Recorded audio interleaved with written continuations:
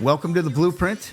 Today is a very special episode to me. We are going to be talking about the game with my good friend and University of Michigan legend, Johnny Kolesar.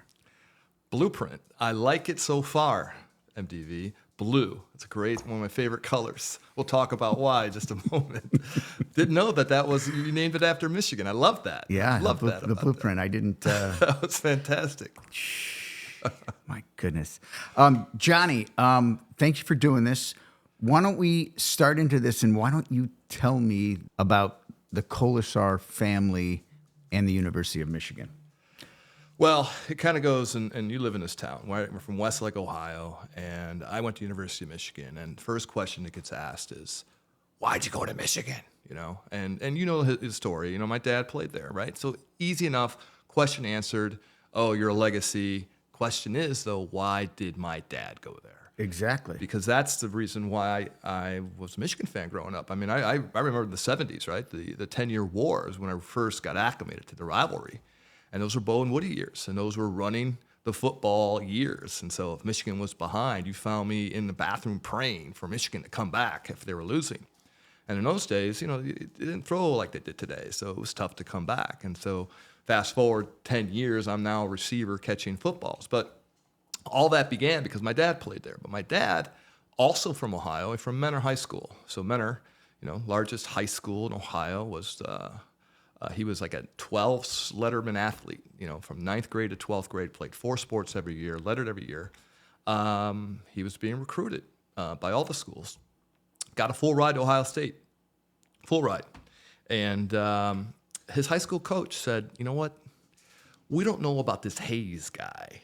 And the story to be told is Woody Hayes, and people know this, you just look in the yearbooks and Wikipedia, that he was, I think, the 5th coach in 10 years. Sixth coach in 12 years. 6th coach in 12 years. So Ohio State was called the graveyard of coaches, which, ironically enough, Paul Brown was part of that, right? So Exactly. Paul Brown was there for 2 years. Everybody was there for 2 years. So for whatever reason, they were there 2 years and out, and so Woody gets there. And he starts making changes. Radical changes. The alumni didn't like it, right? Brought a lot of junior college players in. And so what that did is that kind of ruffled the feathers of the high school coaches because, hey, where are my kids coming? Where are my high school seniors going to go? It almost was like the portal before the portal nowadays, right? So he's bringing all these kids in there. And so these other uncharacteristics, ideas he had and things like that. So he kind of was rubbing the alumni wrong. So the high school football coach said, listen, we don't know about this Hayes guy. Go up to Ann Arbor, check out Oosterbaan and the University of Michigan, and give it a ride. And so he did, and Michigan didn't even give him a full ride. They gave him books and tuition, so it was different back then. Okay. He actually worked because of the advice of his high school football coach. And so what kind of brings it all together, because the way we look at it is now, as we fast forward in 2023, his high school football coach was a guy by the name of Lee Tressel.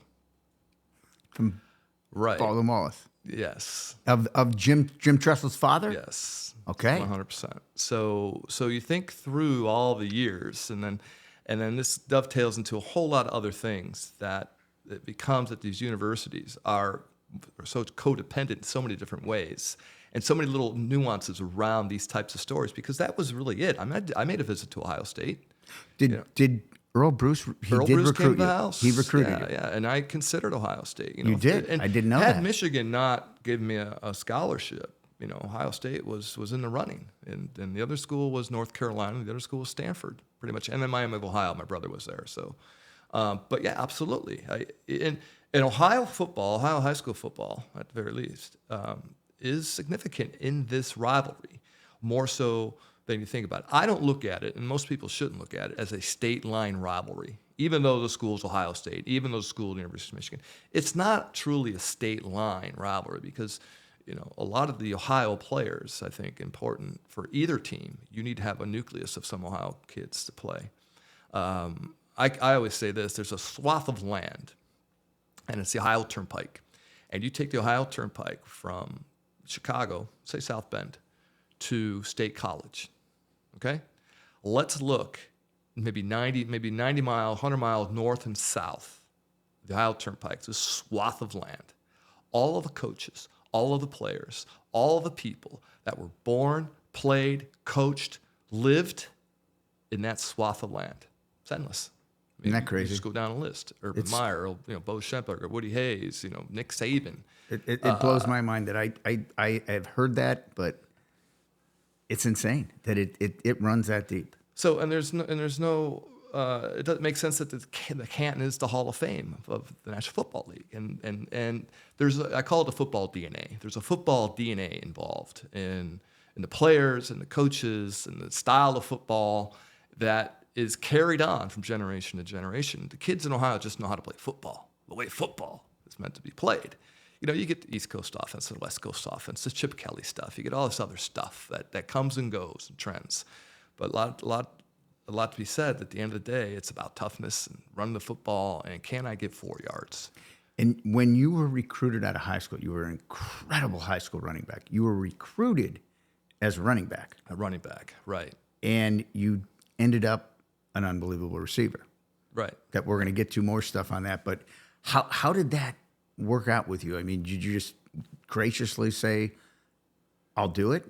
Well, again, it's part of the blueprint, if I can take the title of the podcast, but it's a blueprint of being a football player, and it's a team sport. And you got guys of all sizes, shapes, and ages, and coming together for one common goal, to win football games. And whatever it takes, do you change positions? Do you do this? Do you sacrifice a year? Are you on scout team? Do you want to play as a freshman? All these different things contribute to the team approach. And it's pretty famous now, and if anybody doesn't know about it, but there's a little clip on Bo called The Team, The Team, The Team. Just Google it, and you'll see it come up, and he talks about the value of what the team is. And so a lot of times in college, the difference between college and pros is the college is you compete. And so you have everybody working for the same goal. They're 18, 19, 20-year-olds all going through the same experience and all sacrificing for the brothers. So, to change a position, to sacrifice whatever you need to do for the team, you do it. And that's kind of taught. And all the things that you learn through football, that I think part of the reason why the game was created, in the 20s and 30s. And a lot of the Catholic schools used it for kids to work together, to provide that camaraderie, that teamwork, that hard work, the perseverance, all those things that we like to put into our boys and have them become men. So it becomes that. And in Ohio is a big part of that, the state of Ohio and the swath of land, as I mentioned, because we all are raised that. Even if you don't play college football at that level, you played at the youth leagues, you played in junior high, you played in high school, then obviously size, shape, and ability kind of, lends itself to where you end up. But, at that point, that's what I think is important. And that's why, and the big reason why I think the Michigan-Ohio State rivalry is what it is, because it's built from the same blueprint. And I can say brother against brother if you'd like. You can say, these kids are trained the same way. And you get your sprinkling of different kids from Florida or from California. And I'm not saying that they can't play football. And there's a little bit of turning the tide where you got the Southeast states now, brand of football. But a lot of that is basic. If you take a coach, and I've always said this, if one of our coaches went down to the SEC, we're in trouble because they've got some tremendous talent. They've got more kids in participating in football. And that's what happened. Les Miles, LSU. Nick Saban, Alabama. Who else? Urban Meyer, Florida. So all these guys were trained in that swath, Isn't that amazing? And so because it's the football, it's the mentality of that. And, I love some of the stuff that Nick Saban, he actually recruited me. And he was a defensive back coach at Michigan State at the time when he was. I remember this, and he was a great recruiter. He's only there 2 or 3 years, and I thought to myself, Michigan State wasn't in consideration because I had my top 5, but I thought to myself, I could play for this guy, or I would want to play for this guy. But I also thought he's not going to be there very long. I can say that now. Nobody can call me a liar, but that's kind of what I thought. But that's what you felt. And so you look for those guys that you want to play for, that you go through walls for. And so that's the game. That's the football that you want to look at and want to play. Was Bo bigger than life? Bo? Yeah. Well, Bo was Woody. And thank you. There is a documentary, and I can't find it, but it was like made in 1973 or something like that. A British, maybe it was a BBC. A guy comes over to Columbus and does a documentary on Woody, and he's in practices and just showing him live. And Woody had a class. He showed him the class history. I think he had a history class that he was given. Anyway, I show up one night. This is the eve of the game a few years ago. I'm in Ann Arbor. And Are you a player or an alumni? I'm grad. I'm 40 years old, and I'm watching this. I turn the TV on. It's after hanging out with the old alums and talking fish stories and everything else. And I turn the TV on, and I captured this documentary, and I got chills and goosebumps because I didn't play for Woody. I know I met Woody. I didn't play for him, and I got chills and goosebumps because Bo was basically mimicked what Woody was doing. And of course, that makes sense. Bo got trained under Woody's staff. I think 5-6 years he was. 5-6 years. You got guys like Doit Perry, who's part of that group. I mean, you got Ara Parsegan's part. I don't know if he was that part of it, but I know that Lou Holtz was in that group. I mean, a lot of these guys, right? You get, again, that swath of land and how you get trained and who's your coaching tree is talked a lot. We talk pros like who's in Belichick's coaching tree or who's in Paul Brown's coaching tree. Who's your coaching tree? And so Woody has a great coaching tree. Tell me if I'm wrong here. The way I remember, when Woody was the coach there, I think he had a window. The first 3 years he lost to Michigan. He started in 1951. And then he went on a dominance. He loses his 3 years up until 68. In that 68 game, they throttle Michigan. And I think they were beating them so bad on their final touchdown. That's the famous go for two. When they're up by like 30, 24, I don't know what they were up, but they were up. And Woody goes for two. Why'd you go for two, Woody? Because I couldn't go for three. Go for three. So that stuck in Michigan's head. In comes Bo Schembechler. Right. And immediately changes the culture. I think as legend goes, his practices in his first year were so tough. Players were leaving. And he did a couple things that year of his first year. Legend goes that he took the number 50. I don't know if it was 50 to 12 that he put on the helmets of everybody on the team of Michigan, or just 50 to remind everybody, we got our ass kicked. Remember this when we're going into this game this week. And then I think there's something else that that Bo did that year, something hung up in the locker room that is the mantra of Michigan football. And it's those who stay will be champions. That gives me, that's awesome. And I've talked to a lot of those guys, the 69 team, which is in the lore of Michigan because they beat arguably the best college football team in the history of college football. Rex Kern. Wasn't that supposedly his greatest team that they beat? That's the 68 team and the 69 team. Were his especially greatest the 69 team that could not be beat, And so the thing about Michigan is in those days too, they did not have the talent. They had a lot of good. A lot of Hall of Famers came out of that team too. Dan Deerdorf was one of them, who you might know. But they're exactly right. And there was a softness up there, and Bo brought a little bit of toughness back in there and made them work. And a lot of people dropped out and they left. I said, that's not for me. I want to take part of this. And I would also go back to, and Woody, changed the rivalry a little bit in the dominance. But if you look at the Wikipedia and look at all the scores over the years, and Michigan dominated in the early 1900s, clearly. Michigan dominated that rivalry up till really Woody. And there's 20-year swings because there was the what 1933 or 2 or whatever the years Ohio State. That's when the Gold Pants story came out. 1934. 34 was the Gold Pants. Right. So that's a big significant. Francis Schmidt, the Gold Pants. Right. And do you know how that started? I do. Let's hear it. Well. It was almost identical to the flip to the 69 game where you have this dominant team that comes in and dominance became Fielding H. Yost, who was the coach. I know nothing about this guy, and I didn't realize that he's legendary. It's called point a minute. He was in the same breath of Rockney and all those guys, and his point a minute teams, they would score point a minute would be like they scored like it's nice 70-0, 100-0. They were like it was a different time back then, right? I mean, you kind of look at football in the 1901, 1902. It's kind of like a new sport would be turning up right, semi-pro. Not a lot of people going to the games, but then he also was the architect of Michigan Stadium. So they played at Regents Field, and they only had like 800 people. Then they played in front of 13,000 people. Then they built this other stadium that had 30-some thousand people. And then Michigan Stadium opened up in 1927. I think the capacity was up around 70,000 to 80,000 people.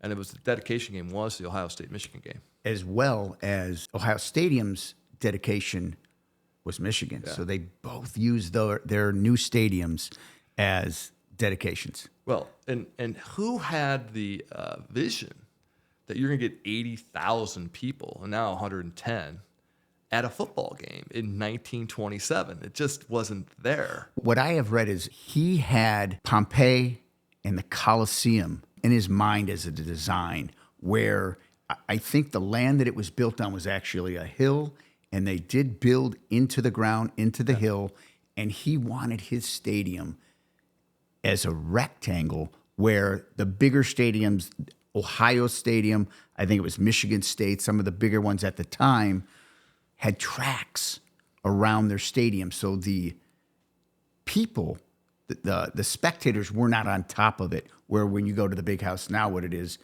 you're right there.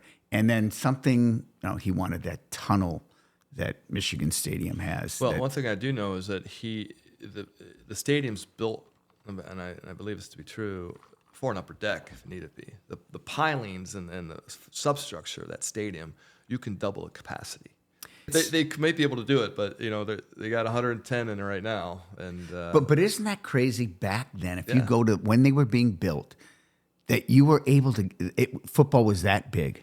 It was that big. How do you get to Ann Arbor? Where do you park? What kind of vehicles were they using? They weren't like using Suburbans and tailgating, like they do today. But it was remarkable at the time. So all that time, and this is how the history that I know, Michigan was by far the better team.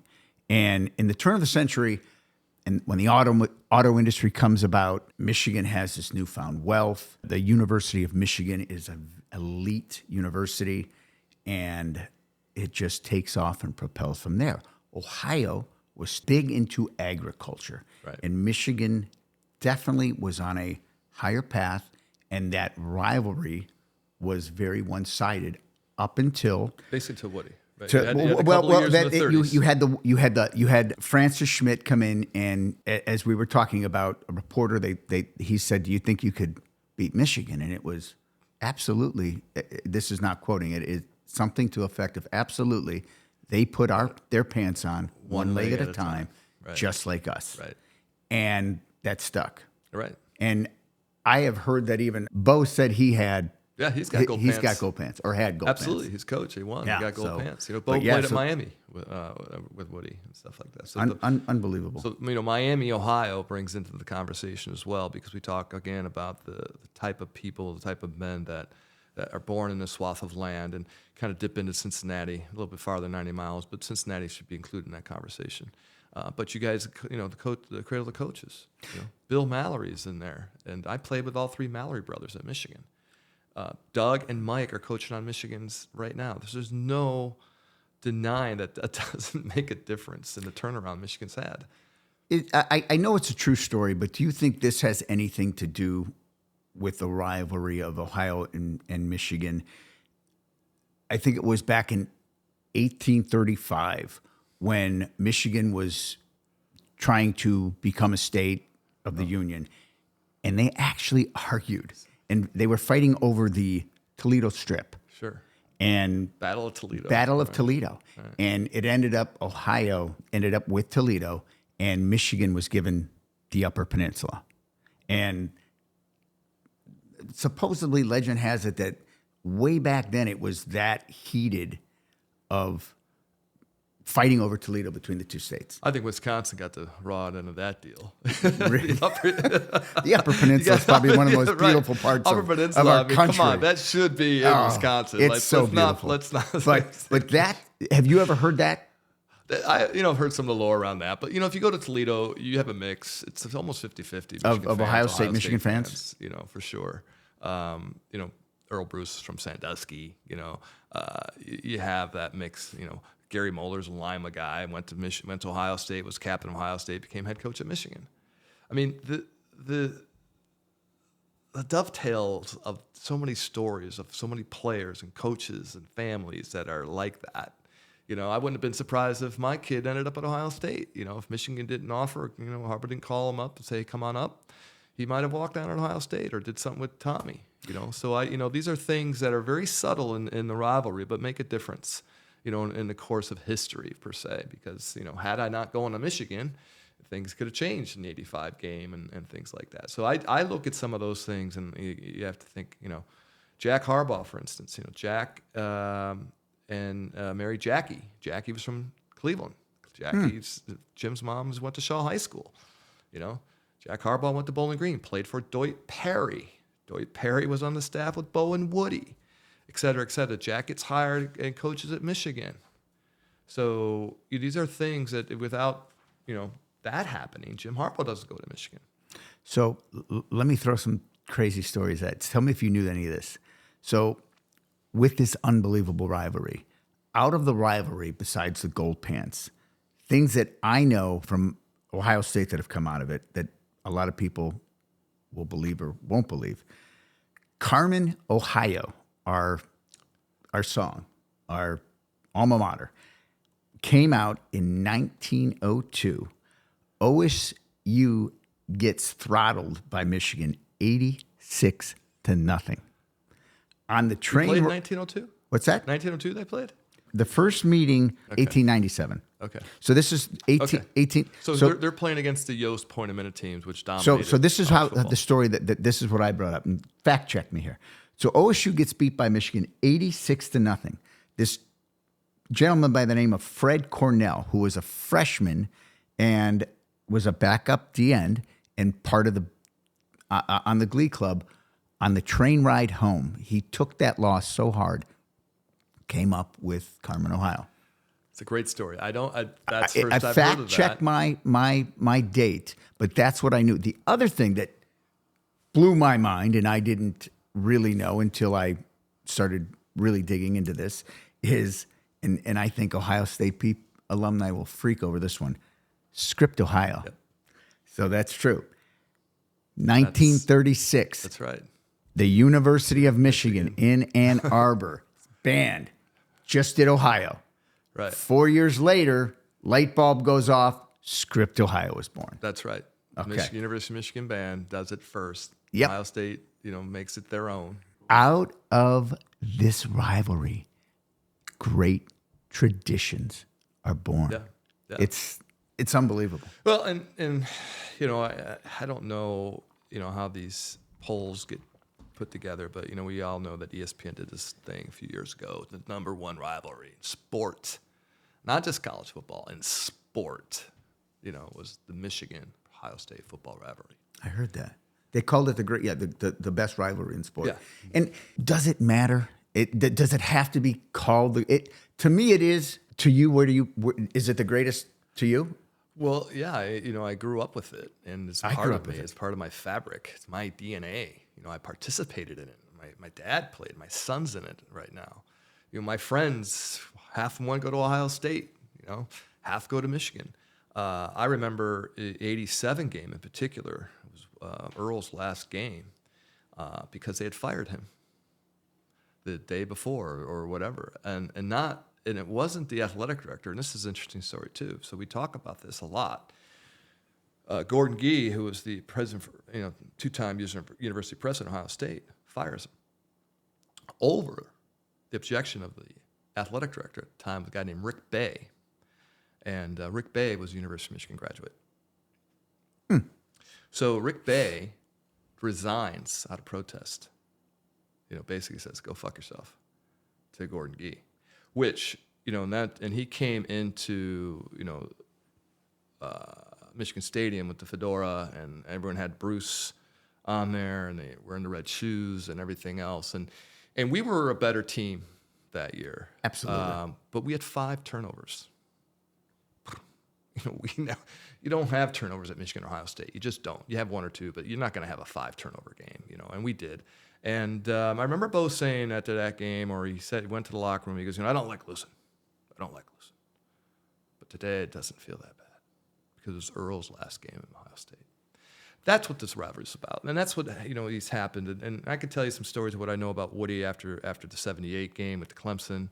I do know there's a lot of communication. Bo and Woody loved each other, and without a doubt, I was going to ask you that. Tremendous competitors, and that's what this game teaches. And I think you have some of this vitriol on either side, and people just say hate and these words that they use, and some of the fan that you see on Twitter now. It's just, I don't think that's the majority. I think the majority of people respect this. They endure it. They love it. They want it. I want Ohio State at their best. And I think most of the players that I played against want Michigan at their best.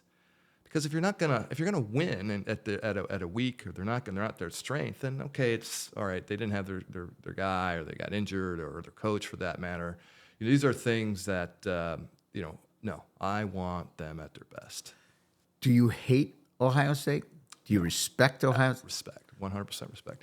And because I know they're trained like me, and I know they're going to give me their best, and I know it's going to be a fight. I don't care what the records are. You're going after it, and you're going tough. And this is, again, where the swath of land brings in. You got core Ohio guys on either team. Again, some of the guys that come outside of the state of Ohio may not know it. They just may come because I want the offense. Ryan Day's offense is all passy. I'm going to look for the quarterbacks and receivers. Michigan's offense is now more of a running. So the line, so you might go to the schools for that, for your NFL aspirations. You might go to the school for, a study or something like that, and Ohio State, now is much more competitive academically. Oh, but what changed that Right. is when Jim Tressel got there and they started to win national championships, and then Urban got there, and the influx of money that went through that university was incredible. And you would raise Ohio State now is the best. And we used to go, Miami was the best school in our day, right? No, it's not even close. You go to, what was the day that Ohio State you'd go?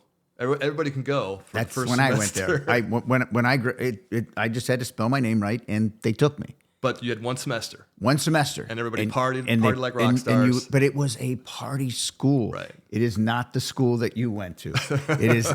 Your academic. It was not that school. But yeah, so Ohio State academically now rivals some of the best schools in the country, and so these are things that again, how football has brought parts of the other university, and this is in Ann Arbor as well. Football is not the only good thing in the University of Michigan. A lot of good things there, and a lot of good things at Ohio State, and I think a lot of it is driven because of the athletics. 100%. And people want to go there. 100%. People want to have experiences, have that college experience of having a good football team. Going to a Rose Bowl. That's what's the thing back in our day. Back in our day was the Rose Bowl, right? So let's go back to our day. Let's go back, and I can't wait for you to hear this conversation. Let's go back to 1985. 1985. Let's talk about you're a freshman. Do you go in? Are you a starter immediately?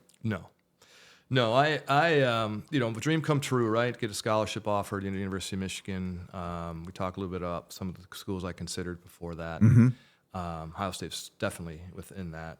It's a freshman, right? You're wet behind the ears. You're to be seen but not heard.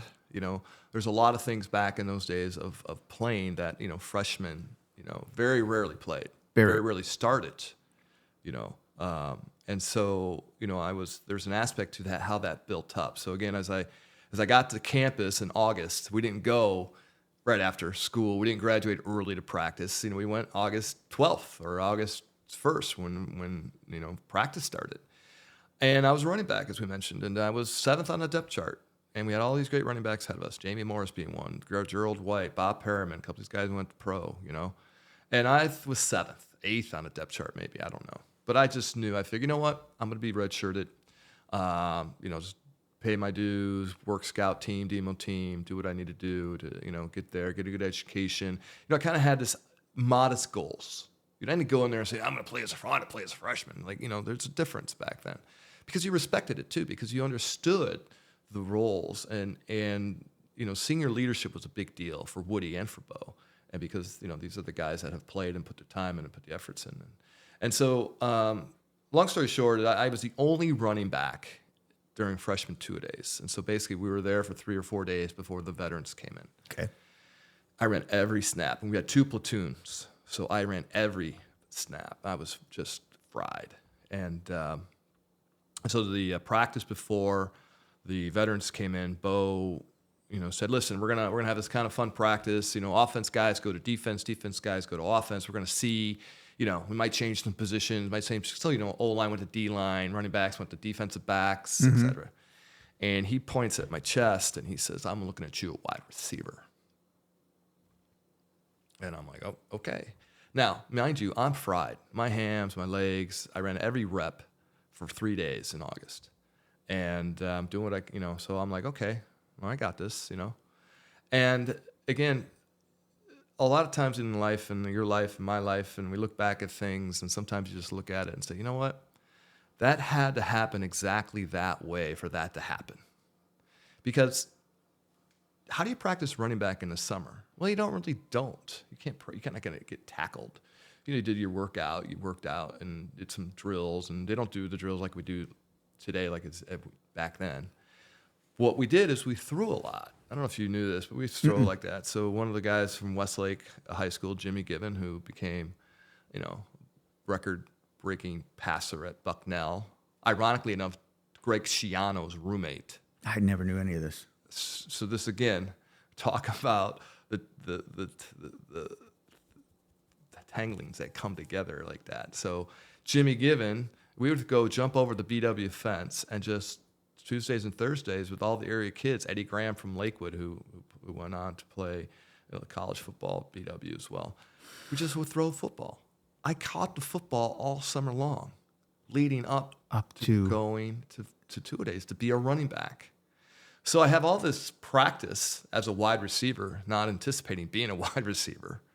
But when the opportunity presented itself, the preparation was already laid out. The first game, we played Notre Dame. And those were the days back then. We didn't open with Bowling Green. That was just the way it was back then. We opened with Notre Dame. And the first team flanker separates his shoulder in the second quarter. Automatically, I bumped up to number 2 flanker. And we run plays in. So there's a good chance that I'm an 18-year-old snot-nosed, wet-behind-the-ear freshman. I am now standing next to Bo, ready to run plays into the Michigan-Notre Dame game. That was the most important moment of my career because, wow. I had just moved to wide receiver a week and a half earlier, And so, that game came and went. I didn't play. I didn't get in the game at all. And so, we made the adjustments. We knew now I'm going to be second team. I got a little more reps. I got a little more, time at practice. And then we go to South Carolina, which is, at that point, they were mid-tier SEC, but still you're down in their stadium, stuff like that. We win 35-3. We just bludgeoned them. They were just, and interesting enough, they had a Sports Illustrated article come out a year later about how the team took a lot of steroids, and they were talking about Michigan come down and just kicked our ass and this, that, and other things. That whole scandal. Anyway, we come back and we run and film on Sunday, and Bo is pissed. We weren't 35-3, coach. I was like, yeah, but he was pissed. And he was mad. If you guys, the receiver in front of me, his name was Gavani Johnson. Well, I thought had the best hands on the team, and he was great guy. He was calling him out because he was not running on running plays or jogging off the ball on a running play. And so Bo was pissed because, I always tell people the reason why I played at Michigan was because I was a wide blocker. And that's what we do. And if you watched the Penn State game last weekend, they ran 32 times in the second half without throwing a pass. All those receivers had to block downfield. And that was a big part of it because I was a running back. Again, how can I become a wide blocker? Well, I knew how to block because I was a running back. I knew how to be physical. And so, great. And he then said in front of the team, we're going to put this young kid Kolesar in at flanker. So that week I practiced with the ones. And ironically enough, we're playing Maryland this weekend. Was my first game. Started against the University of Maryland in 1985. And Maryland at the time was undefeated, and they were ranked in the top 10. Stan Galbaugh, I think, was the quarterback. Galbaugh versus Harbaugh. There was and so that's the story, of how I got into the lineup. And then when I got in the lineup, I just didn't screw up, which is part of it, right? You want to make sure you're doing things. And so you block and all this kinds of stuff. So fast forward to your question, the 85 Ohio State game. I really didn't become a receiver until 2 games before that. It was Purdue game. I don't know if we played. Yeah, it had to be Purdue. We had played somewhere up after that. But the Purdue game is when I figured out I can catch and run. And that was after a 3-3 tie we had with Illinois. So an 85 team, by the way, finished number 2 in the nation. We lost to Iowa there. Okay. It was a 1-2 game. Iowa was ranked number 1. We were ranked number 2. And they kick a last-second field goal to win. A couple weeks later, we tie Illinois for some ungodly reason. There's no business tying us. But that game, I was singled the whole game. And I would run routes. Again, I was a freshman. So I'm just doing my job, and I would come back and say, Jim, Harbs, I'm wide open. I said, this guy cannot on me, And he didn't throw the ball my way. So he got, Jim got a little bit of chewing on that Sunday. The next game was Purdue, and I came out with 4 receptions, 2 touchdowns, 150 yards. And that's when I became a wide receiver and a threat. You're on the map. I'm on the map. You're on the map. And I'm not sure how Ohio State looked at it, like who's this kid, didn't catch hardly any ball. I had a couple of receptions up to that point. I think my freshman year total, I had 12. Sounds 4 right. were in the Ohio State game. Sounds right. 4 were in the Ohio State game. 4 were in the Purdue game 2 weeks earlier. So 8 of the 12 receptions I had in 2 games towards the end of the year. And again, Bo wanted to run the ball. And I was a decoy, basically. And so, I can stretch the coverage. They still have to account for me. Even if they didn't throw it, so the defense. And you look at defenses and how they, are coming in a little different. And offense or defense are different now than they were back then. But that was very fundamental. If you had a threat to go deep, that helped your running game. Because if you brought 8, 9 guys in the box and didn't consider this guy going that deep, then you're going to be in trouble. So the 85 game, which I don't know what we were ranked, either team. I think I don't know if it was top 10. Well, I think Ohio State was like around 12. I'm almost we were not. I think we beat Iowa that year when Iowa was number 1. We beat them in a rain-soaked game in the shoe. That was that Illinois, year. We'll have Carsados was the quarterback. Chris Carter, Keith Byers. I mean, it was a good team. It was a great team. It was who? I mean, it was a fantastic team. Pepper Johnson, Jesus. Spielman. Spielman. Yeah. Spielman. I mean, think about just the guys we mentioned. I mean, Kumaro was on that team. Yes. Tremendous team. I think, and again, I look at some of those teams that they had, like, why would you ever lose? Like now, like I can imagine. It's almost funny they did all these things to create parity. And all these years, it's 2023, you're down to the Big 2 and Little 12 now. It used to be Big 2 and Little 8 because it was Big 10. Sure. But, it's Big 2. It still comes down to Ohio State. Yeah, so all those guys, I mean, and so up to leading Ohio State, I don't make mistakes. Or I'm trained to really be efficient and get graded out well. Like, I'm going to do my job. And that's what I do. I do my job. You call upon me, I'm going to do my job. And I think in that particular instance, Chris Carter did his job, and Ohio State in this 4th quarter, we're winning. So we're up. It was 20 to 10. 20 to 10. 7-8 minutes left in the 4th quarter. Ohio State, I think, just crossed midfield. They're on our 45. A little bit too far for a field goal. A little bit too short for a punt. They go for it on a 4th and 10. I think. I'm not sure, but it was significant. Carsados throws it into the end zone. Chris Carter outleaps 2 Michigan guys, I think 2 or 3 actually. I mean, he threw it into coverage, and Chris Carter, being the great athlete that he is, pulls it down, and now, boom, momentum shifts. 7 minutes left, a 20 to 17, and arguably could be the first night game in Michigan Stadium because they started the game at 3:30. So now it's 6:30 in November, and the lights, we had those portal lights up. I don't know if you remember that. Michigan lights. Nowadays, portal lights. And so it was dark and it was cold. And I remember before the game started, we had different jerseys. We had like winter jerseys. So receivers had built-in pockets to keep their hands warm. But when they got wet, they're like that old mesh material. They would just sag and be heavy. And I said, Big Johnny, and John Falk was our equipment guy, who in and of itself is a legend in different ways. But Johnny Falk, I can't wear this. It's just too bulky, too heavy. It got wet. Give me the summer jersey. So he gives me the summer jersey. And the summer jersey is just like really open and mesh. It's just like wearing nothing. And those days we wore half gray T-shirts, cotton. And I remember it was so cold that game because I was actually shivering in the huddle for a couple of times because it was 35, maybe drizzly. It didn't snow, but it was wet. It was just one of those dank days, and this is part of the reasons why running the football is so important because, Bo made this quote once. He goes, "Hey, if you're gonna play in the North Atlantic, you're gonna practice in the North Atlantic." That was like it's a famous World War II quote by some admiral. But, and again, my Bo characterizations might be off, but that's pretty good. If you're going to play in the North Atlantic, you got to practice in the North Atlantic. And we had some practice. That week it was raining. We had a couple of practices. We had great practices in that week. A lot to be said about that when you have a good practice week. You have bad practice week, flex in the game. So we had a good practice week. And yeah, so, it was one of those things where Ohio State was going to double down. They anticipated Michigan was going to run. Is that what we did?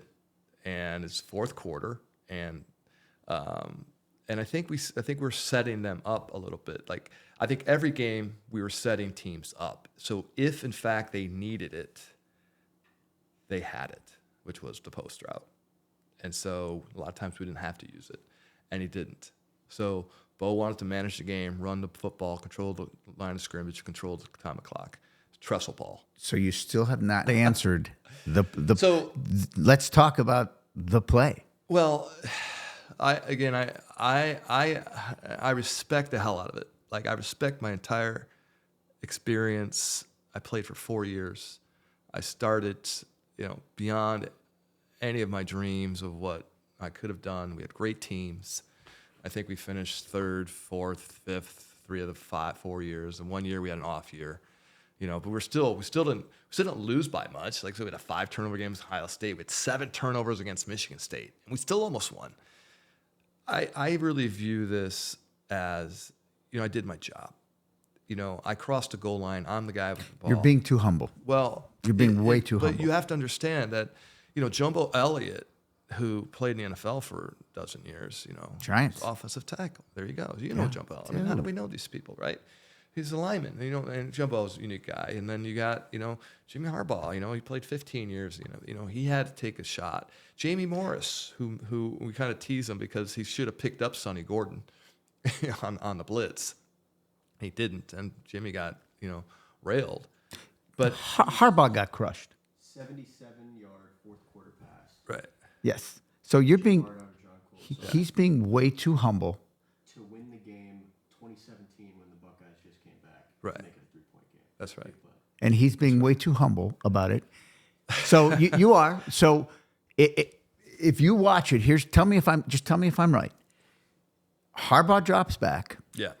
I don't know who he gets hit and never sees the pass. Gets knocked on never his, sees the knocked on his pass. ass.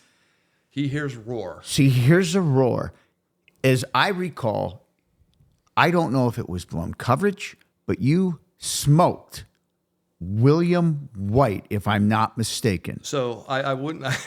You did. It wasn't a blown coverage. I wouldn't call it smoked. William White's a tremendous player. Rest in peace. He passed last year with ALS.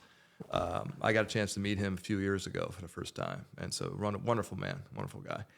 And up to that play, we had run. We had this drive that we scored on, and there was 2 third downs, 2 3rd and 7, 3rd and 8. We run an out route both times to me, 10, 15-yard gain, first down, big plays. Those were some of the bigger plays that you forget about. Sure. But they kept the drive alive. We ended up scoring. I'm not sure if we scored a field goal or a touchdown on that drive, but those are 2 third downs. So, when we and the coaching staff kind of knew Ohio State was gonna hunker down and come at us because they knew we were gonna run the ball or thought they were gonna run the ball, and so. right when ball is snapped, I know the play, and it's calling the pass. And a lot of times we would run, play would come in, and it would be 3 plays. It'd be usually run right or left or the pass, and so it would be audible in some cases. But a lot of times, it would be we'd have to both read it right at the same time. So basically, when you see Sonny Gordon coming in on that blitz, I see William adjust about a yard inside. I know he's man to man. And I think William basically sat on my route, which if you're a football guy, he wasn't in a back pedal. So he because he anticipated me just probably going off for an out route. So basically, he kind of walled me off. So I was going to do a post route, but he was so far inside, I couldn't. If I cut inside, it would have been a dig route, which would have screwed the play up, and the safety was in there. So I basically went over top of him. So I kind of dig in and over the top. Because he was kind of caught flat-footed, that it was impossible for him to make it up. Harbaugh threw a great ball. Well, he just threw it as far as he could. But it was sometimes I outran the balls, but he kind of knew where I was going to be. So you score. You're now. Well, here's the other rub on the John Kolesar is a Michigan legend. You're cemented in winning that game. So as I mentioned, it's a night game. We have those lights in there, and I was wearing contacts. So I don't know, for some odd reason, I was 20/20, and I was talking to Pete McGordy about this, who was our local ophthalmologist. He goes, Mine. He goes, yeah, your eyes are bad when you're young, and they get good, and then they get worse again. So it's like, for some odd reason, so I was wearing contacts, and so when that ball came in the air, I had to look up. You're like this. So if anyone has contacts and you're running in the wind with your eyes wide open, what happens? Well, your eyes are going to water up, right? You're blinking because and so I'm blinking like this, and the lighting, because I was a post route, so the lights were in the corners of the stadium. I lost the ball, so I kind of knew where it released, and then I lost it, and I'm blinking like this, right? But these are things, and I mentioned, since you didn't go to Bernison, you went to Parkside. There was a coach, John Thompson, and I credit this to him even after that game. We did this little drill where we close our eyes and catch the ball, and that just mimicked where in traffic. These are just training. So when you never know when the opportunity arises. So the preparation that you do, you never know when that's going to, come up and be helpful. And I think that was helpful because I kind of understood the tracking the ball, and it laid right in my hands. And then the other thing I learned, and this is from high school, Kenny Creepop. Again, these are great men in my life that from Westlake, and I know this is kind of a Westlake audience and blueprint, right? And Kenny Creepop was the eventually athletic director at Michigan or at Westlake, but was a Dover Elementary PE coach and running back coach at Westlake. And one day he said, "Go run towards the pylon. Just run towards the pylon." And that's what I did. I got the ball and I ran right towards the pylon as far as I can get. And I think to this day, that's one of the loudest times that the stadium has ever been. I'll never forget that moment.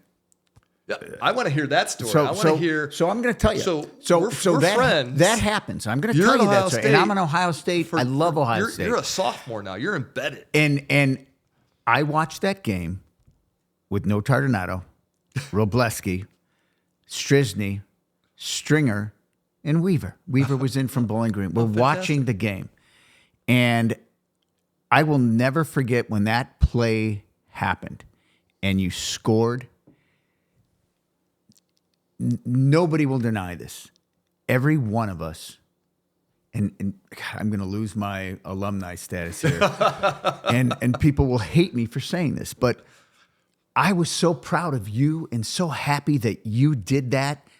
You ripped the hearts out of millions of Buckeye fans, but you're my boy. You're my friend. It meant so more to what it did for you, and didn't matter. Everybody in that room and anybody that knew John Kolesar was nothing but happy for you. It was awesome. Here's the shame in all this. You are the original Johnny Football. Well, You really are. You're Johnny Football. it's Johnny Unitas. But when the Johnny Football, you were Johnny Football. So did that catch change your life at the time? Well, again, I think, the way at Michigan, you have so many tremendous players, and we were a team. And I fall back on this to this day. And, it was my job. I did what I'm part of a team.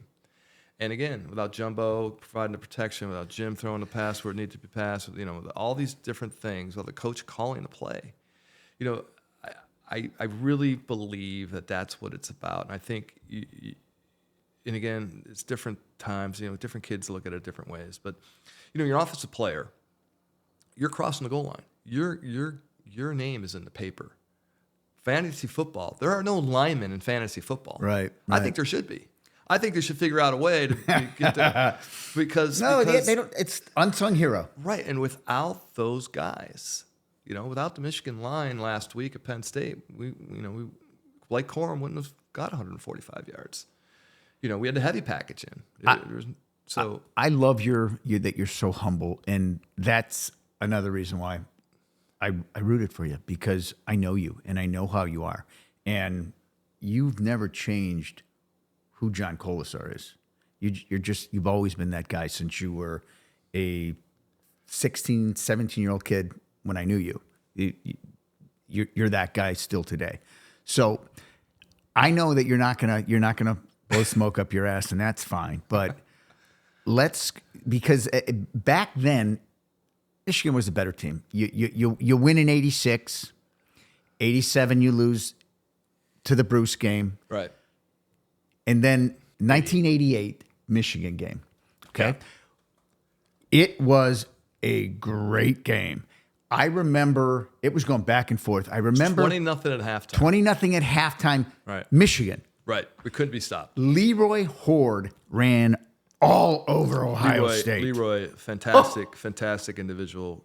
Do you remember how when Ohio State goes ahead? Yeah. They go ahead. Okay. So the game's going back and forth. They're up by 20. Keep going. Keep going. But so, obviously, up to then, I'll put a little more color to that. But John Cooper was head coach. That's John Cooper's first Michigan Ohio State game. So, but why was John Cooper there? Well, he was there. Why did he get hired? He got hired because was he an SEC coach with Tennessee? He coached Arizona State. He coached Arizona State. My God, that thank beat you. Us. That beat in Michigan. 87 Rose Bowl. That man, I stand corrected. So that is why they hired him, because he had beaten Michigan. But he never got it. So the irony is that, right? You look at so many different things on, wow, how could that not happen? He had these great teams. And again, some of those games I equate, again, the 80s and 90s, Michigan dominated. Let's not. And they then did. And the 2000s and the 10s, Ohio State's dominated. But it wasn't like either team wasn't in some of those games. Like, absolutely not. We talk about the JT Short game. We could talk about the overtime game. We talk about the going for two game. Michigan's close in those games, right? You talk about the same type of things. And so I just, some of these, whenever you start, look, in the last 20 years, Ohio State, well, when you start counting, the series is pretty close, 58, 51 or something right now. The total? Yeah. But, at the end of the day, wherever you pick, it's irrelevant. This team at Ohio State and this team in Michigan is their team. They're entirely different than what the rivalry is. But ironically enough, there's 20-year swings. But so John Cooper's there. And so, and we were doing what we wanted in the first half. It's all switches. Mike Gillette kicks a last-second field goal to close the half. Michigan records, 52 yards or something like that. Everything was going our way. And we could not stop Ohio State. So go back to 88, because I don't think you've ever seen this. So take me back, Ohio State, take me to the last drive. They go up. I am at that game, running wild. We're going to win. It was great because we won the year before, actually. So we're going to win 2 years in a row. Right. And I don't remember how they go ahead at the end. Ohio State goes down the field. Do you remember who scored? Matlock, maybe number 11. There's Johnny, a can you look fullback, that up? Carlos Snow, I think. Carlos Snow. Ohio State. But a lot of times they would give the ball to fullback. Matlock would just go right. No, we could not stop it. We could not stop it. Ohio State's ahead. I don't remember. Do you remember the score? So, at the end they gave us 34-31. So Ohio State takes the lead 31-27. Okay.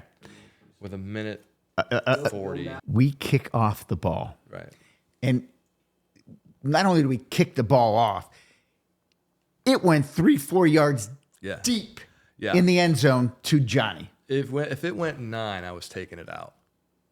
You were taking it regardless. I was taking it out. I had in my mind, if it was coming to me, I was taking it out. I don't care where it was going to come. I just decided, and because of the emotion, and we were not playing poorly in offense. That's an offense. It was a hell of a game. I dropped a pass. McMurtry dropped a pass. And it would have been a score. But these things happen. So, it was one of those things. Again, having have a little crease. A little crease. But it was you had the balls to take it out 3 yards deep in the end zone. Did you go 59, 60 yards? You decide that as an athlete and anyone else who's done punt returns or kick returns, you really have to have a little bit of an attitude or you can't do it. I always say punt return is the hardest position on the field. You got to catch this brown ball kicked 100 feet in the air with 11 guys trying to take your head off. And if you drop it, that's just a big play, right? And you got to try to score, So you really have to have a little bit of gumption, a little bit of moxie to say, all right. And so I just decided, and I'm not sure if they kicked it to me before, during, or after during that game. A lot of times they would kick it away to me because I was a fast guy, so they'd kick it to the other guy. They kicked it right to you on this play. In this case, I might even switch with Callaway so I would get it. Like Chris Callaway was the other back, and I might even switch with him because I wanted it. So you take this, I think, 59 yards? Took about 60 yards. 60 yards. To the 40-yard line. Okay, that's play number 1. So now it's a minute 40. Minute 40 left. We are in great field position. We still have all the things that are working for us. We still have Leroy. Tony Bowles, which is another player that career got cut short with injury. He's a fantastic running back. Greg McMurtry played 6 years in the pros. Chris Callaway played 6 years in the pros. All their wide receivers. Demetrius Brown was our quarterback who, kind of didn't pan out. But, we had players and we had offensive line that were, so we were not, scared. We were, okay, we got a job to do. We got a job to do.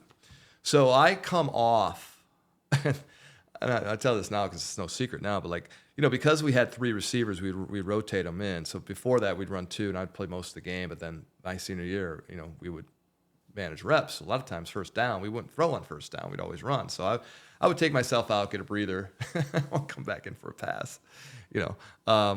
Anyway, so I came out for a breather.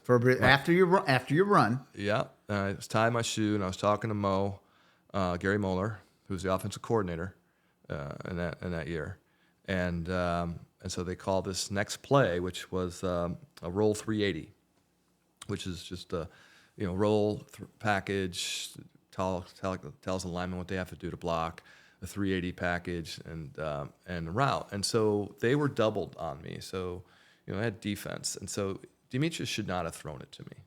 I was not the primary receiver, and basically they had covered on me short and deep. So there's a little hole that he could have zeroed it in on, but even then it's not a high percentage pass, and so he should have thrown it to I believe Callaway, who might have been over the middle. And backing up, and I mentioned the Michigan State game of '87 where we had 7 turnovers and lost, but almost won. They were 7 interceptions. Demetrius Brown threw 7 interceptions in that game. And I told him after the game, I said, listen, you'll be fine. It's over. Let's move on. I said, listen, if you ever throw it to me, know that if I don't catch it, nobody will. So, you become a defender at that point because I want to give him the confidence. Yeah, I'll catch it. That if I don't catch it or if it's thrown erratically, I will defend it, right?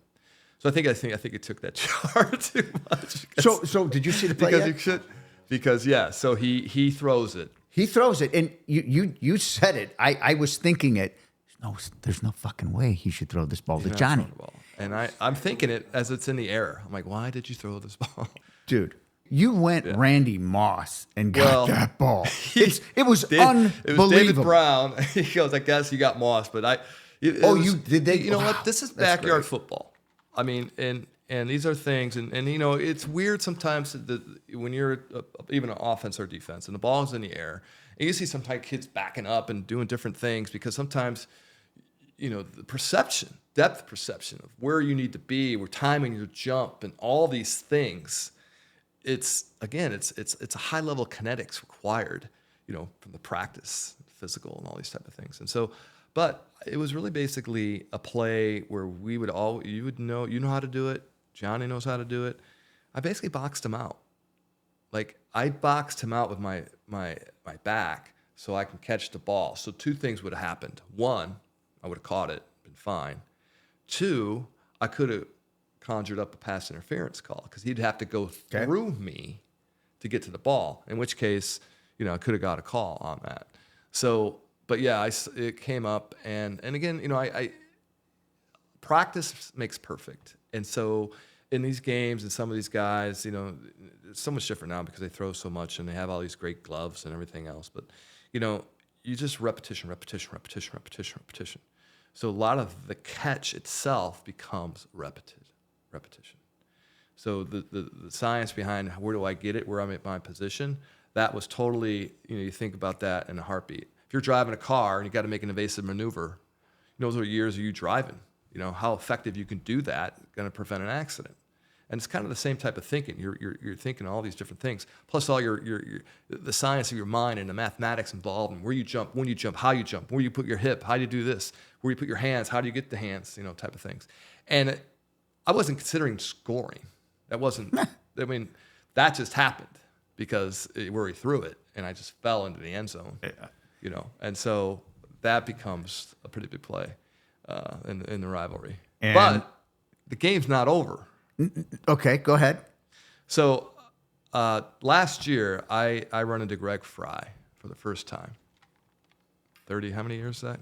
Greg was on the sideline doing a St. Ed's game with Spectrum or something like that he was doing. And, you know, I say, hey, Greg, John Kolesar. And the first thing is an embrace.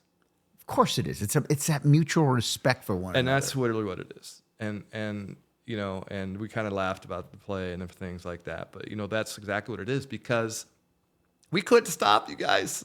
And they were going, you're driving down. And, you know, a interception, and I always say this, Mark Spencer, and I always give him credit, Mark Spencer was the guy who won that game because he caught that interception to stop the Ohio State drive.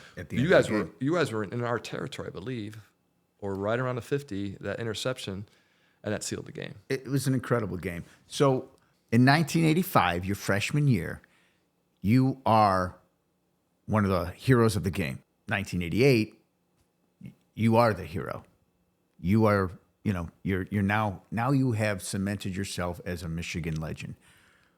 Is that drive your defining moment in your college career for Michigan? I'm known as the big play guy. Big play John.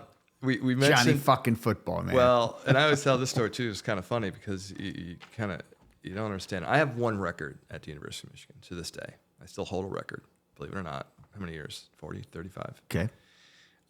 My record is career average yards per reception. I didn't know that, Johnny. 23.4 yards. That's impressive.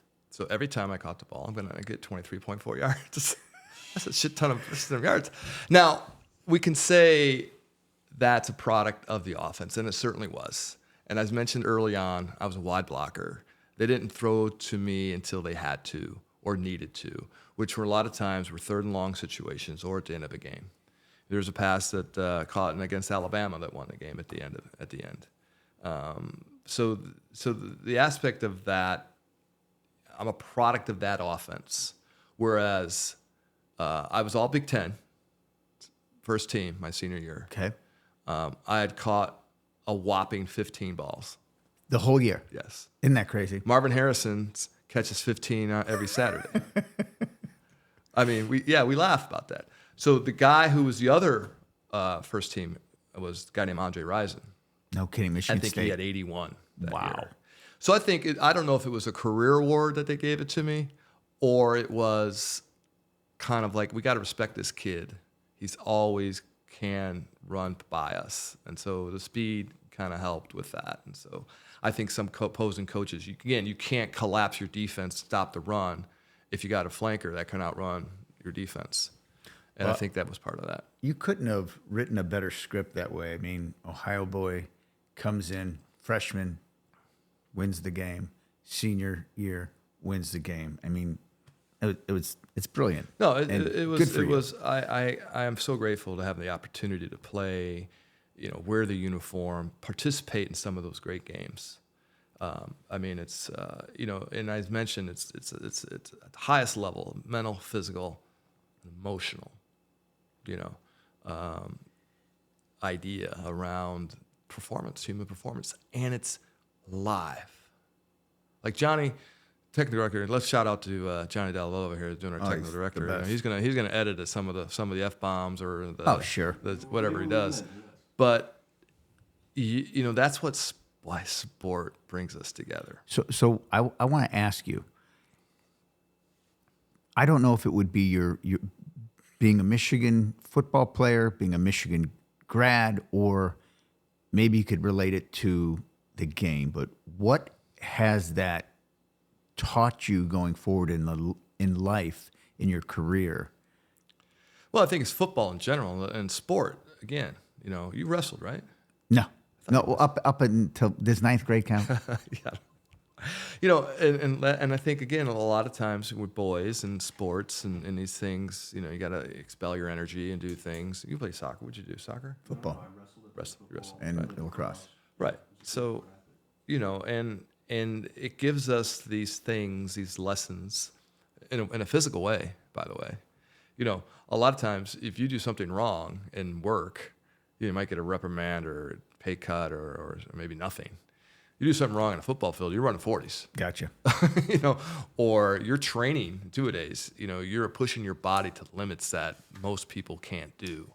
I think there's a lot involved in that. I think, that's why the Catholic schools was a big football program. So Notre Dame's so strong. And back in the day, that's where the big Catholic families played, and taught them those things. And then camaraderie, perseverance, toughness. I bring these words up all the time.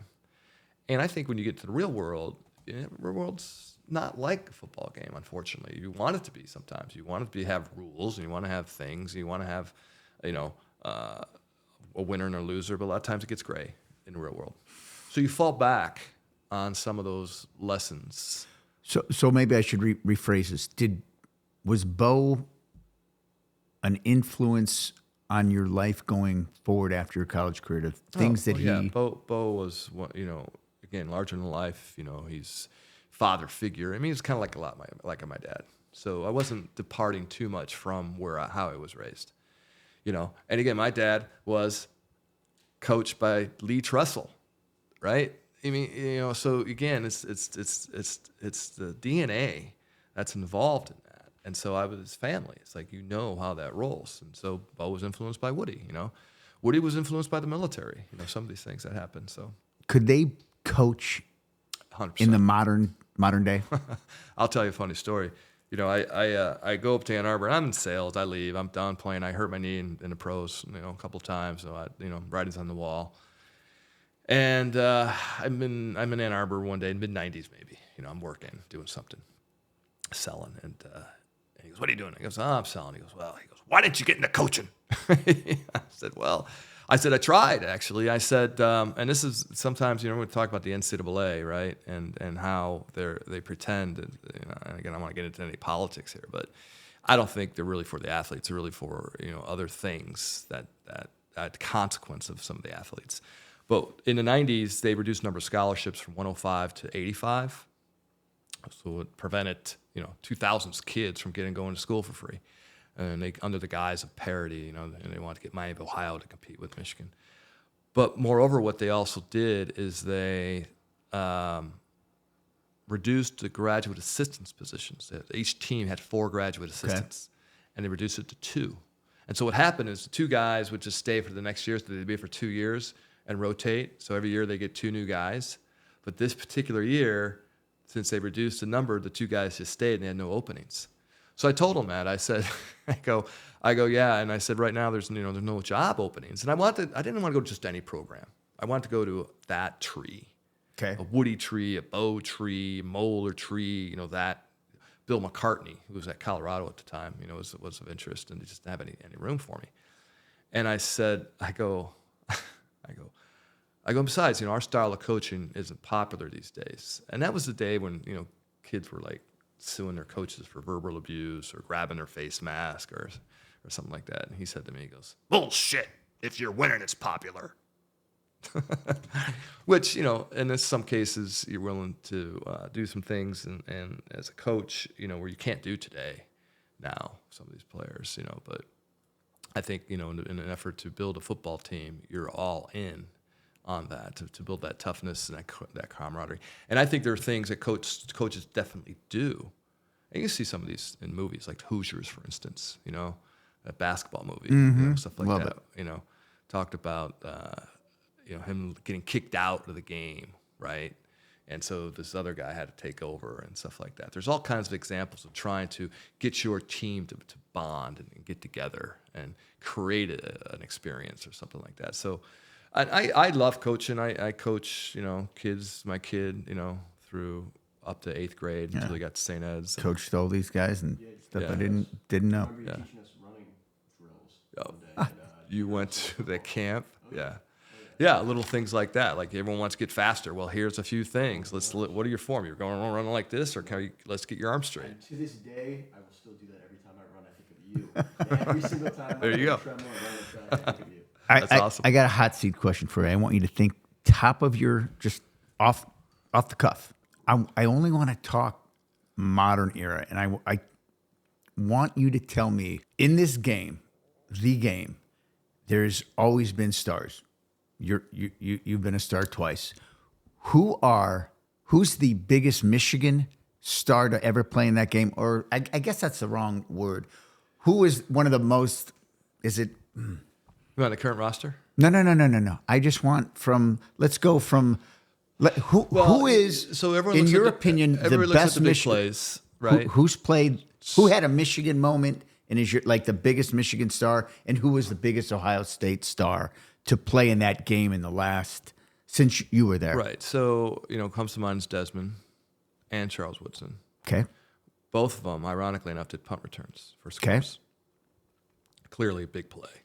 That I don't put the argue game with you. away or won the game, and either way. And they both won Heismans. Buckeye. The Buckeye players. So, the other guy, from the other Michigan guy was, and this really, the arrow in Buckeye's heart. You're going to fuck me right here. Tishamanga Biakapatuka. Okay. Because Ohio State was ranked number 1, undefeated that, right? And he just ran for 313. I mean, it was ridiculous. Okay.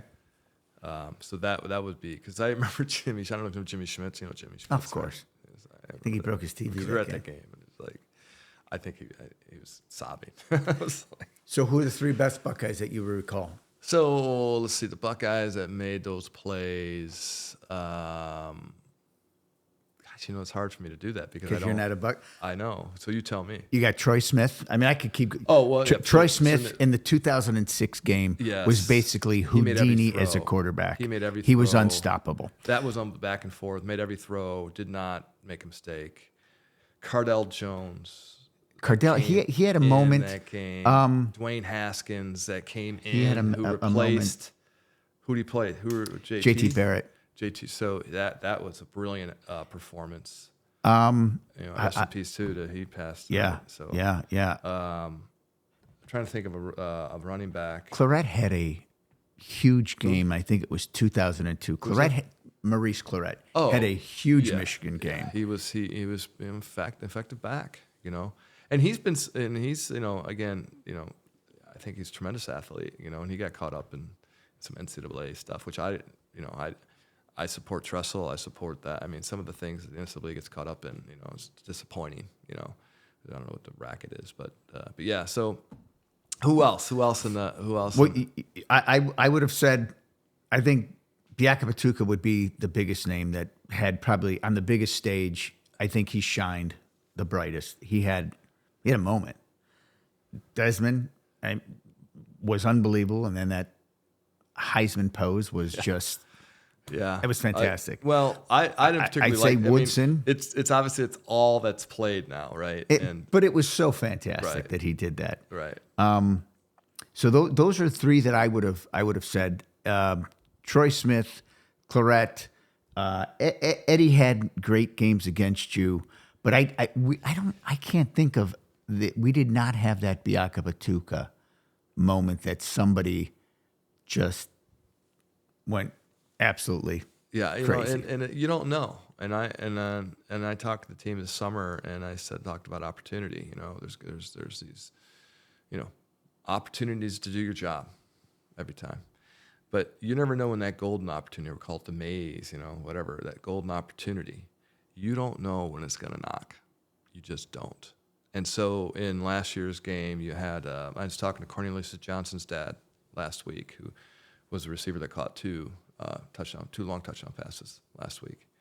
And, I think the play of that game last year was Mike Sainterstill was the cornerback that knocked the ball out of Kate Stover's hands. Oh, God. When Ohio State was going to tie, I believe. And it's play of the game. Play of the game. And, people, again, I did my job. So the play of the game, to me, when I look at this stuff, is not so much the guy who crosses the goal line. It's those subtle plays. And, again, defense gets unsung. They make a stop. They make a fourth down. Penn State game last week, my kid, did a nice play that was a big play. No one's going to know it, but, I knew it was a big play. Knew it was. Yeah. So when we're going from after the Cooper era, JT comes in and has that famous halftime speech that you're going to be proud of our students in the classroom, in the community. I think it was in 360 days. He didn't say he was going to win. No, he said you're going to be proud of him. That's right. I think it was 360 days in Ann Arbor. Arbor. What you do. But he got it. That started, and I know it wasn't dominance every year, but that really started the tide that Ohio State now was the better team from was that 2002 till really up to 2020. We were more of the dominant program. Well, in you that won the rivalry. games, and again, some of those games weren't so dominant. They were Michigan was in them. Let me also tell you that we won. I don't know if you were aware of this. We won 2 national championships. That's right. In that span in Michigan. No. Yes. We had 97. That's which my point. They say they That's my point. We shared it. But here's what I want to say, and Gianni, Luca, Dante, and Caden, anybody. Well, we can't say Caden in there, but when they were kids, all they knew was Ohio State winning. This generation does not. They didn't know that. Right.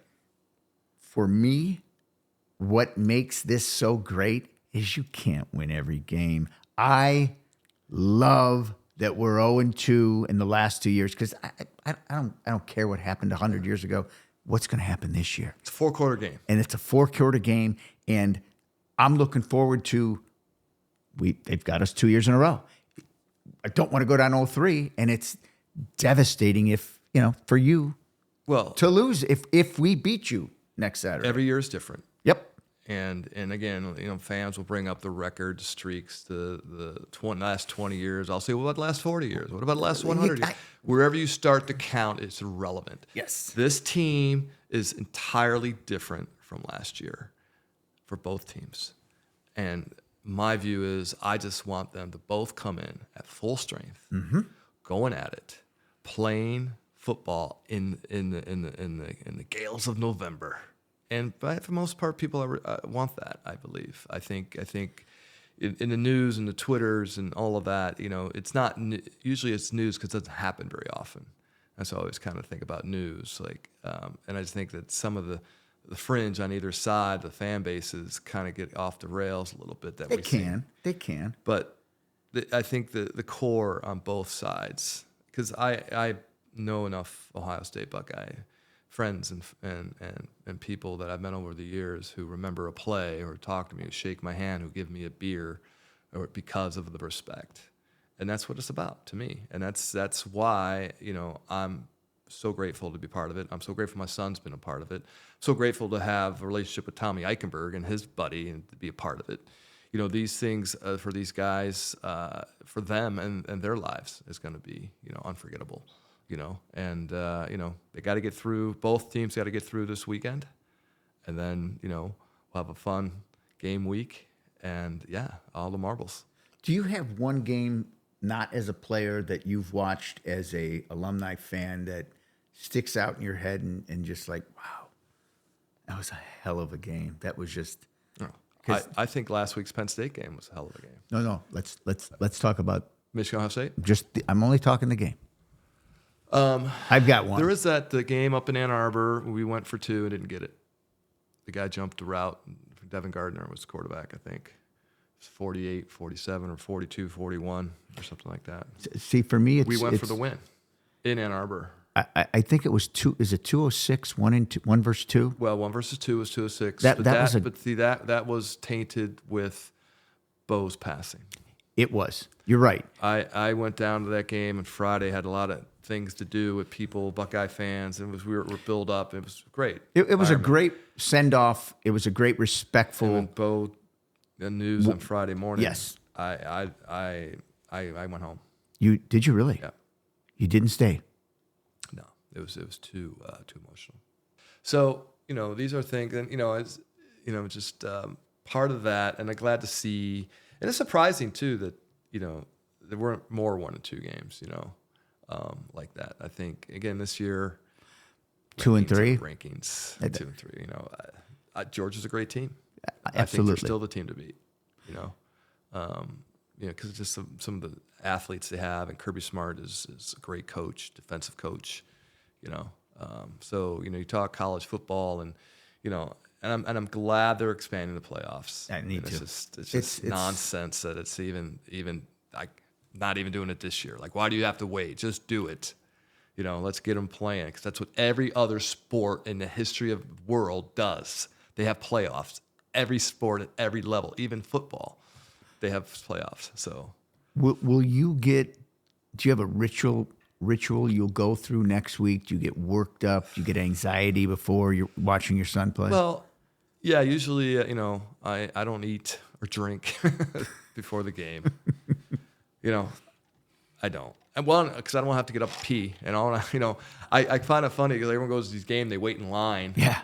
And nowadays, some of these stadiums are selling beer, and the beer line is longer than the restroom line. Yeah. I'm like, why are you even here? Again, I'm there for different reasons. But I have 2 season tickets at Michigan, and I sit in the middle of the 2 seats, so I have room. It's true. So, but I'm by myself. I don't say a whole lot of words, because it's 4 quarters, and this game will most likely come down to the last minute. It's 4 quarters, you said. And even last year, there, because of the prolific Ohio State offense, you never can relax. Then you got onside kicking. You got all these different things, all these scenarios that have happened to me as a player on both sides of winning and losing, which creates all that anxiety and angst. But, it's just, it's for me and my family, it's just been a wonderful and grateful experience to be part of it, and have my son be there. One thing I always talk about too is kind of funny, because Harbaugh gives him number 40 when he's a freshman. And I'm like, oh man, don't give him 40. I mean, it's just, he was being nostalgic, I'm sure. And so Caden works up into playing as a freshman. And his first game was against the University of Maryland. No kidding. In Maryland, which was my first game that I started. So that's interesting. Super cool. So he had number 40, but there was this upperclassman who was on special teams wearing number 40. So you can't wear number 40. You can't have 2 40s on the same team at the same time. So he had to change his number. So he got 35. And I'm like, that's brilliant, because your grandfather was number 75 and your father was number 40. 40 minus 75 is 35. That's fantastic. That's fantastic. It's just little stuff like that. It kind of get a kick out of, and you look at, and that's fantastic. And then obviously Tommy Eichenberg is number 35. 35. 35. So these guys have known each other since they were 4 or 5 years old. And And they've been on opposing teams that's so fantastic. all of their lives because everyone picked them on the draft. Like it was Tommy or Caden or Tommy. Next Saturday, we won't get into scores, but obviously I'm going to say Ohio State's going to win. And I think the X factor is going to be Marvin Harrison. Well, yeah, obviously Marvin's a tremendous athlete and player, and it creates matchup challenges. Yeah. And that's what you look at. Every game you look at the matchup. How does mano a mano, who's up to, who can I get this guy? Can I beat that end? Can I do that? And he possesses a lot. What is he, 6'2", 6'3"? I think he's 6'3", 6'3", two big, strong receivers. Dude. Got the football DNA, right? His dad. He's going to be a tremendous, obviously, first rounder. And I don't argue the fact that he should be considered in the Heisman. I agree with you. And again, you look at Ohio State's offense, it's also a production of Ohio State's offense and how they do that. So I'm always like, all right, why are all these quarterbacks winning? Are they really the best player of the team? But we're so stat frenzied here that we look at that. Like J.J. McCarthy was considered all of a sudden, he only threw 9 times, he's out. I said, no, he's it not. doesn't. No, he's not. Right. And I think silly. JJ. I think they should change the entire thing. Like the best player of, there's more defensive players. More JJ's the X factor for Michigan. Yeah, if he plays, if he does his job and make sure. I think he's the X factor. The O-line, also I think is important because we're probably going to run the ball a little bit, and those are things that we'll see. It's. And I'm not in it, as a play caller or a preparation or a player, but I kind of know what they'll be going through, which gives me, all that, like, I can't believe I did that, because it is, you're on all levels. But your training, your practice, your preparation, I always say preparation pummels pressure. So if you're prepared, like you are, doing this podcast or doing whatever you're doing for a presentation, some of those nerves go away because you've done all you can to be ready to play. And that's that's the key. Now, if you didn't study, haven't you had that dream where you got to do a test and you wake up panicking because you didn't study? Right? That's the anxiety. But if you do the things and you're ready, you've studied the film, and you know your place, and you know what you're doing, you know your adjustments, you're used to playing in front of 100,000 people, then some of that anxiety and stress goes away naturally. And you're going to see a great game. I think it's going to be a fantastic game. And I think they're evenly matched in different ways, if you will. They both have tremendous defenses. Offensively different schematics, I don't know the stat on this, but is it a huge advantage to play this game at home? It depends. I found that I was more effective away games, primarily because it was kind of like you got 60 guys going into the hostile stadium, and you're da. And when I'm on offense in away games, the crowd is loud, and you love that. Well, you just made your focus. When you're in Michigan Stadium on offense, it's quiet. So it's kind of like we're just doing prac, so you don't have that crowd. But again, the crowd becomes a factor only on some signals and some calls and the audibles and things like that. But, once that first play or that first series, you don't even know you're playing in front of anybody. Oh, that's interesting. It is. It really is. It's fascinating. You ignore that you get 100,000 people. I always find when you do a punt return, I talked to Caden when he first went out. He had to do a punt return against the University of Washington in 2021 at night, ABC game, whatever. And the way they do it is you're the only guy out there. Like all 21 other guys are where the punt's going to get kicked. And the announcer goes, Caden Kolesar back for punt for Michigan. That's it. You're there. Everybody's looking at you. 110,000 people are like, now if you think through that, you're like, oh, but you don't really think through it. And it's just part of that. And they're, in Ohio Stadium, same way, but it's fun. It's you're in there as a gladiator. You're a warrior. You're trained that way. Some people need fans. I think the 2020 year was really interesting because I got a chance to go to all the games. There's 500 people in these stadiums because of COVID. Really? Yeah. Yeah. And I can really see the teams just kind of going out there. There wasn't as much emotion. Like, you got the entrance and everything going up, the band playing, this, that, 500 people. I'm out there like this. I got laying down there. I loved it because I was just watching the game. Sure. I'm a football guy. But it basically was a scrimmage. It didn't have all of the hoopla and the loudspeaker music and all of that gamemanship that goes along with it. So when you looking back now, do you feel as well? You're a father that's got a son that's playing. You're an alumni. Is it different for you? Do you miss I'm going to play in this game, or can you relive those emotions of what your son's going through? Oh, we always believe we have one play left. Like, it's a kid around that, because your mind doesn't lose that. Maybe I can run 5 yards. I'll pull in my hamstring. Sure, you could, man. There's the kids with kid around with us. Yeah, I still got it. Those are the dads that try to. No, I don't partake in that. Your body's limitations at age 56 for sure.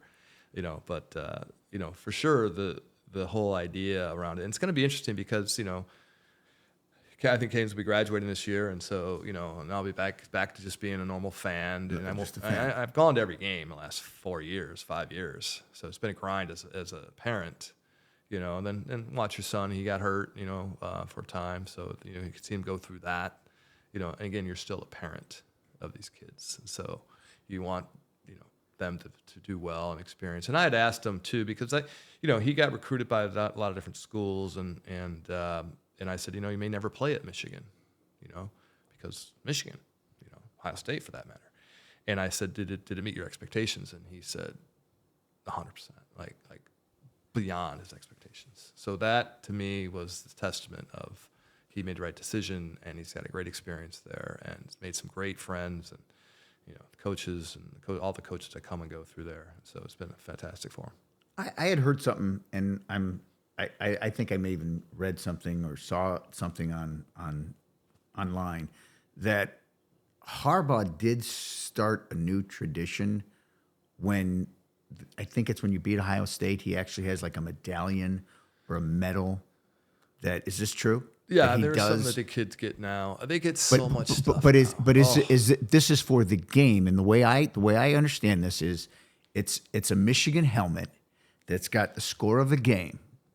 You turn it over, it's got a block O, and it's actually like scratched out like the Wolverine. I think you can see him online. I think Caden doesn't wear his, but isn't that a thing now? I don't think there's a consistent design yet on it, but they wanted to do something similar to the gold pants, to having something for the game. Okay. In our day it was Big Ten championship, because if you win that game, chances are you win the Big Ten championship. So we get the ring. You get the ring, but you didn't get the gold pants. Which is ironic because they're wearing our pants, but yellow. It's great. Yeah, now I think what they should do is make them platinum pants, because that would be more in line with the uniform. Were there any other traditions that Michigan had up to the game? Or? Well, we get an M ring, and I didn't wear it today, but an M ring is just it's a block M. You can probably look at it online, and it's given to senior football players, whether you play it or not. If you went through the program, you earn the coveted M ring, which in some cases is more coveted than a Big Ten championship ring, because it means that you've been through the program. You didn't quit. You stayed. You did all the things you needed to do. You earned it. You're there for 5 years. It's different now. Some kids leave early and stuff like that, but it's an M ring, and that's the thing that we covet as former players. So that's what we do internally as a program. I'm going to wrap this up, Johnny. I think this has been an incredible conversation. I could sit and talk to you until tomorrow. It's a great game, but I hope that the Buckeyes come out victorious. And so I'm sure you do. I'm sure you do. Go Bucks. We got how many more in our lifetime we're going to have? So, if you think about it. Just want one more. Always want one more. Yeah. One more. I always say, football always ends before you want it to. And I just think it's a great game, and it teaches so many different things. not just from a playing perspective, but from a fan base perspective and the emotions that people go through.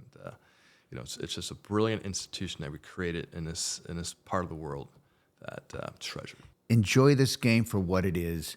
It's a great distraction for a few hours, and respect the hell out of it. These are our young boys. Respect the hell out of it.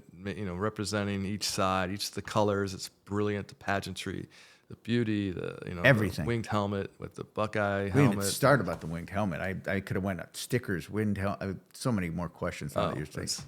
For another time. For another time. We got next year. Yeah. So I thank you. Michael, thank you for having me, and I hope we had a little fun today, and the kids, people learned a little more. Thanks for listening. I hope you enjoyed this conversation. Make sure to follow us on social media at MDV The Blueprint on Instagram, TikTok, and YouTube. We post a ton of great content. And please don't forget to subscribe to our podcast channel so you never miss out on an episode. Thanks again, and see you next time.